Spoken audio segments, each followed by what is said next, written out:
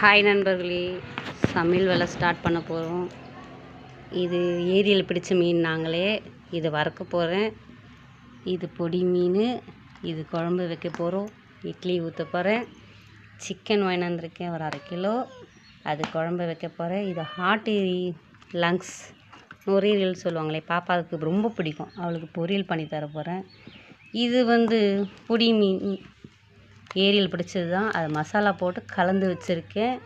பொரித்து பகோடா போட்டு தரப்போகிறேன். எல்லோரும் வாங்க சாப்பிடலாம். எங்கள் மியான்மர் வெயிட்டிங் வேறு கேட்டுனே இருக்கான். ஓகே ஃப்ரெண்ட்ஸ், பாய்.